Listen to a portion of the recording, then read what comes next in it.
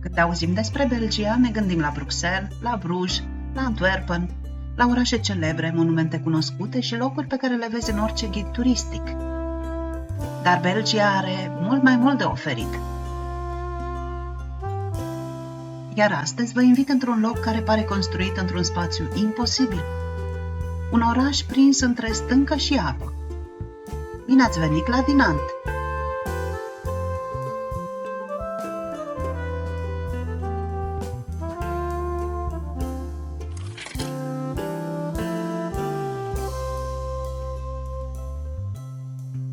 E un oraș mic, dar cu una dintre cele mai spectaculoase poziționări din Belgia și locul unde s-a născut saxofonul.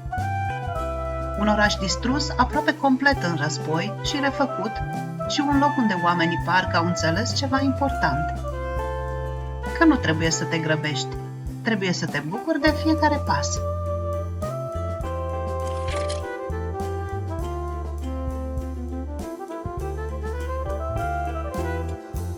Primul lucru pe care îl observi în Dinant e că n-ai unde să te pierzi. Totul e aliniat. Casele, râul, promenada și stânca aceea uriașă care stă deasupra orașului ca un zid natural. Totuși, deși orașul nu este mare, are ceva ce te face să mergi încet. Îți ia ceva timp să-l vizitezi. Poate pentru că aici totul este construit pentru privit, nu pentru a alerga. Zi de sărbătoare, 1 mai, și mii de alte mașini în același timp cu noi pe autostradă. Și deodată vedem chestia asta.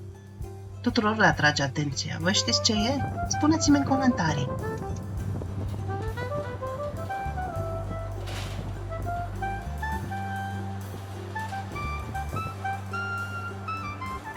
Stâncile celebre de la Dinant. O să vă spun cum se numesc, că nu-mi vin în minte acum. E unul dintre simbolurile orașului Dinant.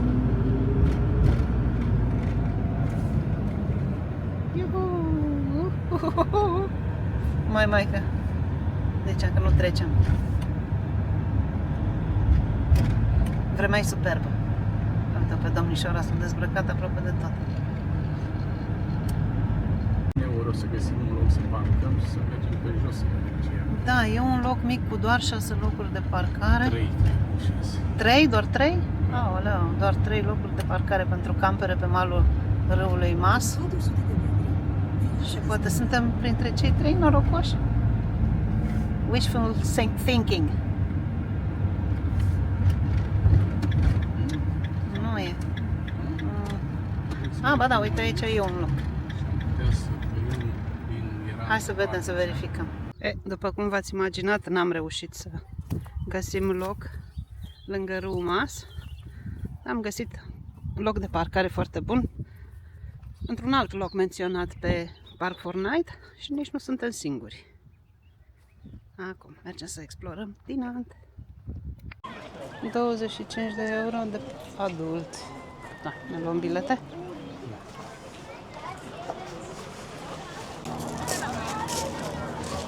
Wow, asta e antiaeriană?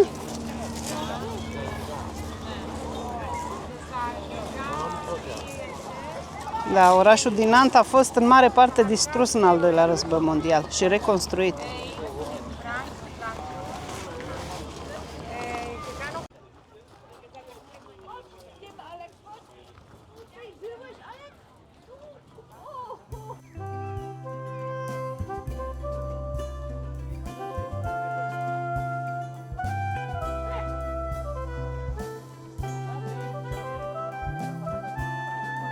Iar deasupra tuturor, cocoțată sus pe stâncă, stă Citadela. Locul acesta supraveghează valea de secole și, sincer, arată exact cum te-ai aștepta să fie o fortăreață medievală construită pe o stâncă. Hai să o vedem! Pe sus, aici e Citadela, suntem la Citadelă. Am înțeles că e și un muzeu care e de vizitat. Iar în bilet e inclusă și plimbarea cu vaporașul. Uite, vaporașul care trece pe sub pod. Podul cu saxofoane.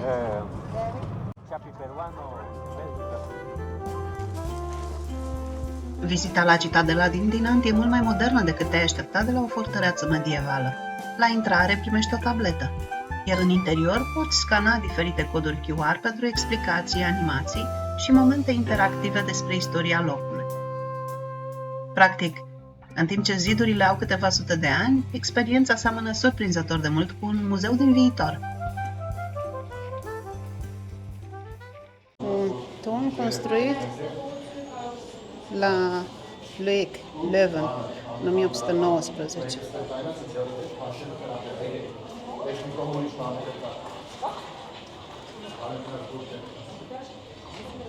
Unul dintre tunurile citadelei, instalate de olandeze între 1821 și 1830. De-a lungul secolelor, orașul Dinant a trecut prin mâinile mai multor puteri europene, francezi, spanioli, olandezi și diferite principate care controlau regiunea la acel moment. Dar faptul că Dinant este un punct strategic pe valea râului Maas, cu importanță economică, însemna un singur lucru: război, iar citadela oferea adăpost și refugiu. Bucătăria olandeză.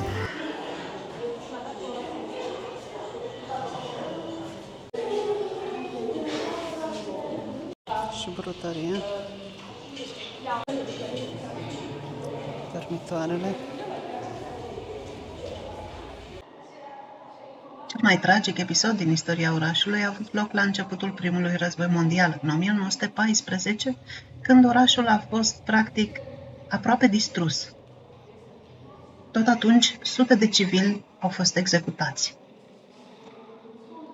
A fost vizita noastră în citadela de la Dinant. Sper să vă fi plăcut, să vă fi inspirat să veniți și voi data viitoare.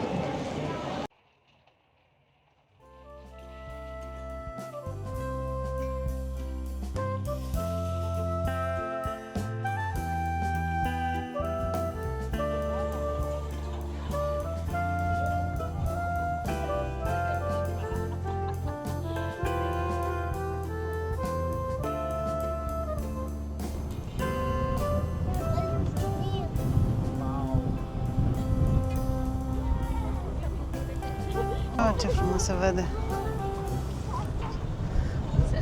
Valea are 108 metri și jos este Biserica Notre-Dame. În 1821, podul cu saxofoane din fața bisericii era controlat de francezi. Citadela era controlată de olandezi și se băteau ca chiorii. Nimic nou sub soare.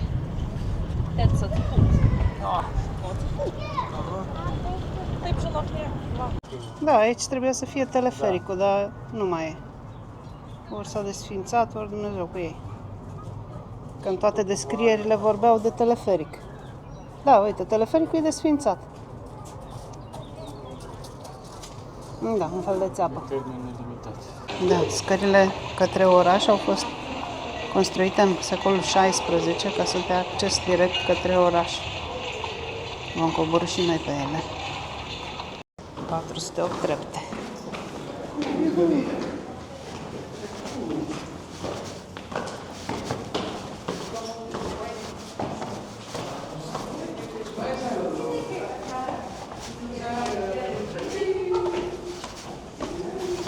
Ce amestec de aer cald cu rece.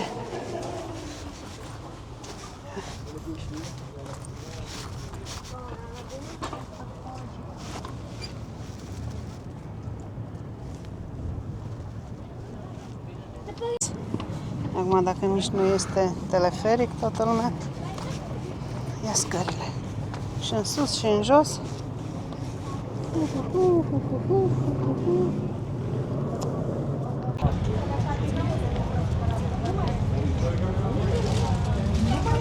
Am reușit să coborâm. Și eu o coadă. Încă mai e o grămadă de lume care așteaptă rândul.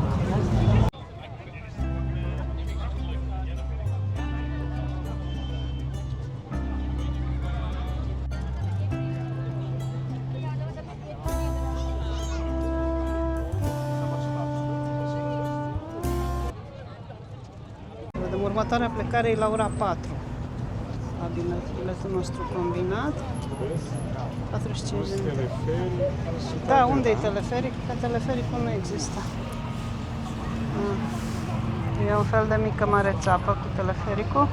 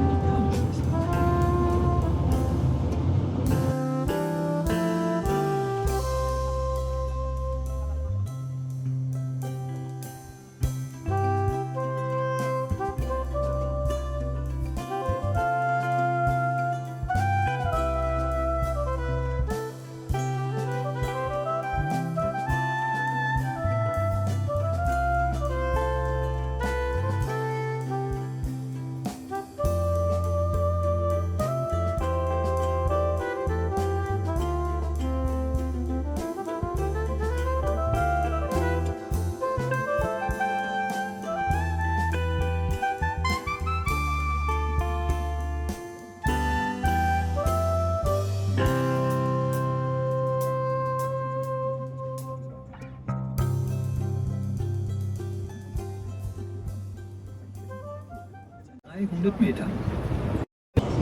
Da, are aproape 300 de metri podul ăsta. Este unul dintre cele mai lungi poduri peste râul Maas. Și e mult prea mic ca să treacă vaporul nostru pe dedesubt, așa că întoarcem.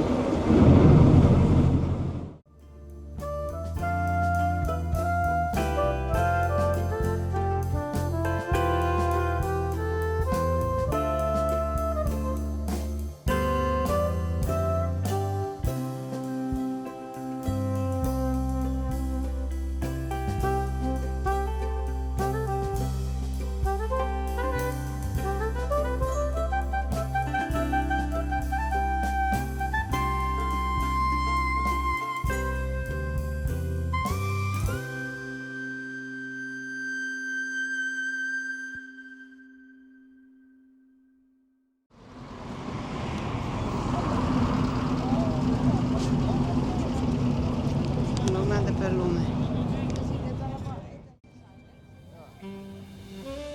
Poate cel mai neașteptat lucru despre Dinant este că aici s-a născut omul care a inventat saxofonul, Adolf Sax. Și orașul chiar nu te lasă să uiți asta. Sunt saxofoane peste tot, pe pod, pe clădiri și evident în casa lui Adolf Sax. Nu era deschis, dar am revenit dimineața. Domnul Sax? E destul de realistă sculptura. E reușită. Comparativ cu aia lui Charles de Gaulle. E la 1 pe 1. Stai. Foarte fain. Intrare. Hai să vedem dacă e deschis.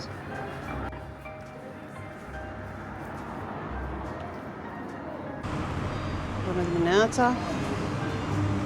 Am venit să-l vizităm pe domnul Sax. E bine că nu e nimeni pe aici. Să dată asta.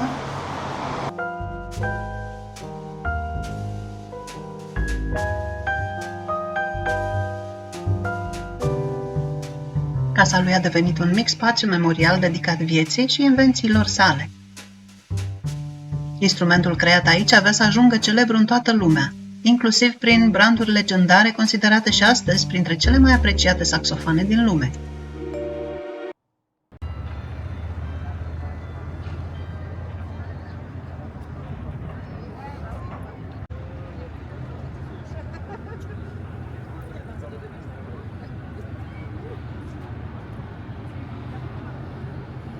Și acolo sus e Casa Lefe. Asta abație. Facem o vizită la Casa Lefe.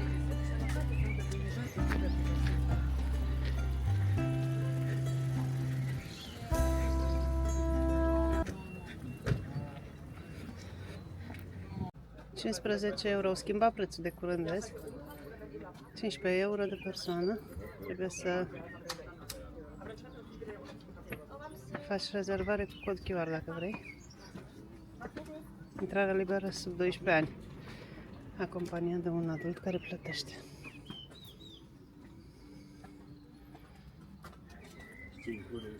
Nu spune.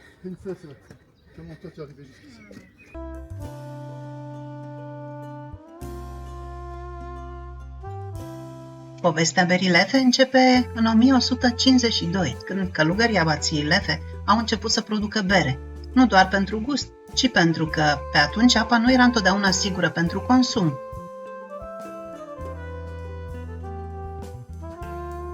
În Evul Mediu, orașele și satele nu aveau sistem de canalizare sau apă tratată, fântânile și râurile erau deseori contaminate, iar bolile se răspândeau foarte ușor. Așa că multe abații din Europa au început să producă bere, inclusiv călugării de la abația de aici, de lângă din Nantes. Procesul de preparare a berii implica fierbere și fermentare, iar asta reducea mult numărul bacteriilor și riscul îmbolnăvirii. Practic, pentru mulți oameni din acea perioadă, berea devenise alternativa mai sigură decât apa simplă. Pe atunci era slab alcoolizată și avea cu totul alt gust decât acum. Se făcea în principal din malți de orz, apă și drojdie, iar mai târziu hameiul a devenit ingredientul care i-a dat gustul amar, iar pasteurizarea a ajutat la conservare și la împrăștierea brandului în toată lumea.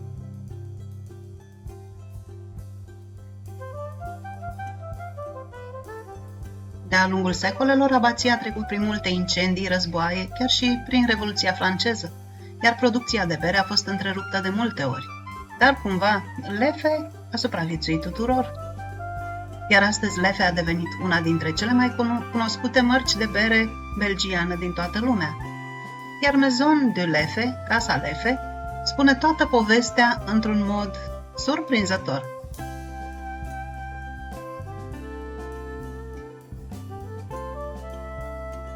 Trebuie să recunosc că m-aș fi așteptat la un pic mai mult. Sunt ecrane interactive, quizuri și câteva obiecte care țin de prepararea berii înainte de degustare, dar aș fi vrut un pic mai mult. Mă așteptam la o vizită a fabricii, să fiu sinceră.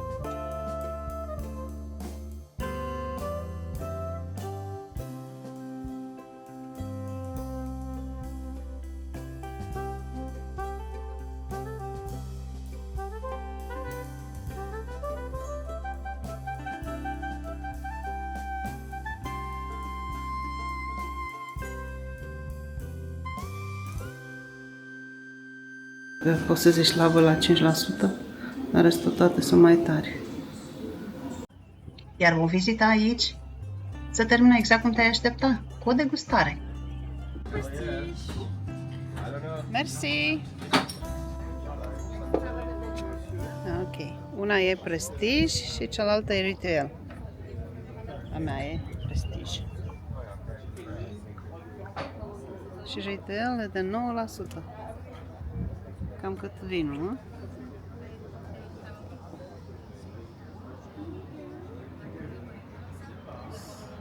Iar locul e foarte fain aici pe malul lui Măs.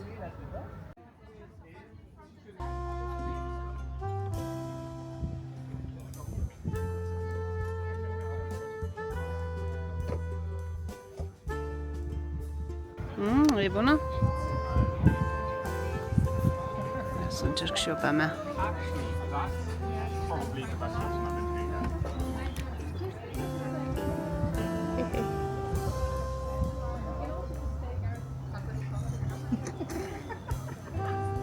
Foarte aromată. Foarte aromată. Păi astea sunt. Ah! Nu, cred că alea sunt cadouri și sunt în cutie. Ia să vedem. Da, da, cutia are pahare. Cutia are pahare. Astea sunt paharele de la bar.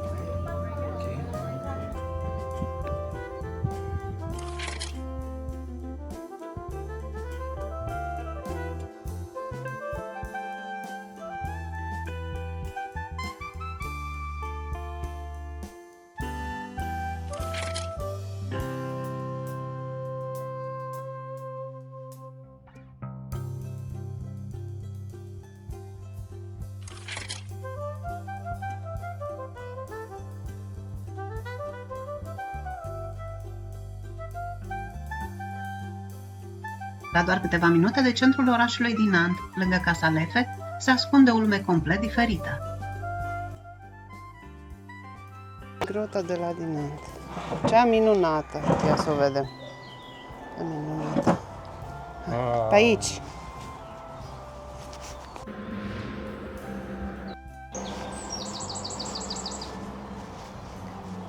Am ajuns la grotă.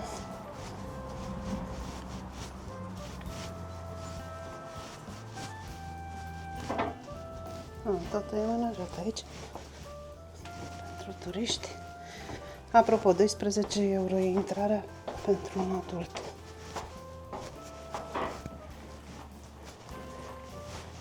Se simte răcoarea.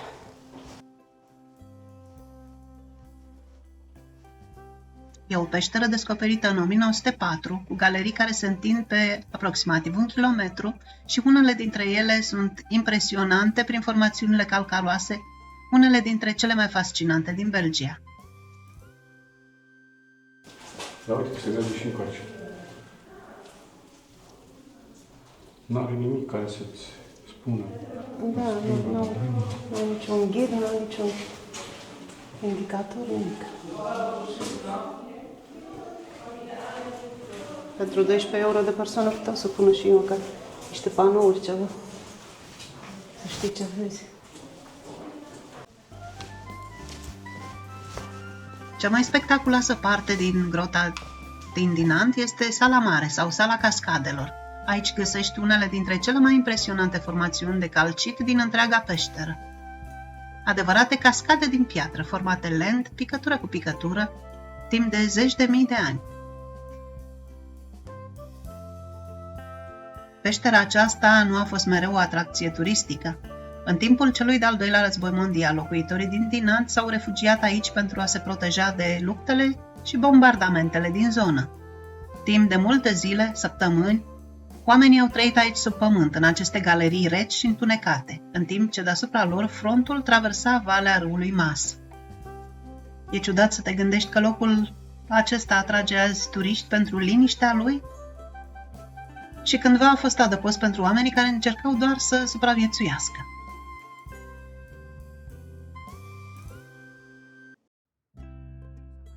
Unul dintre simbolurile orașului Dinant este fără îndoială această biserică impresionantă construită literalmente la baza stâncii.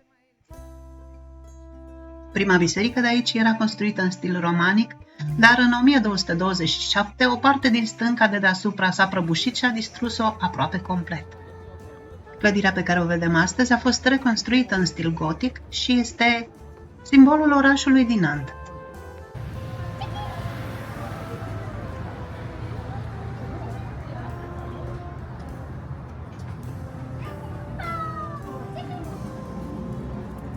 Așteptăm să iasă bebe.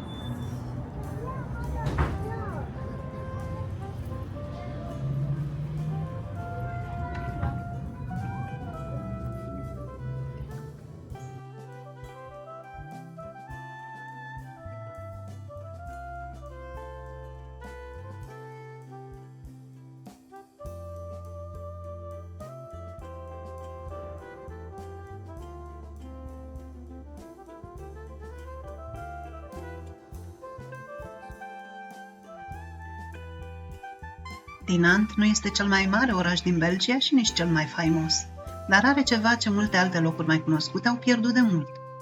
Personalitate. Dacă ar fi să alegeți un singur loc din Dinant, care ar fi acela?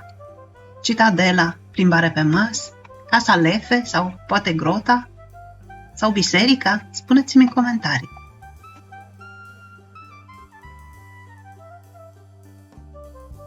Dacă v-a plăcut clipul sau ați aflat ceva nou, nu uitați să ne lăsați un like.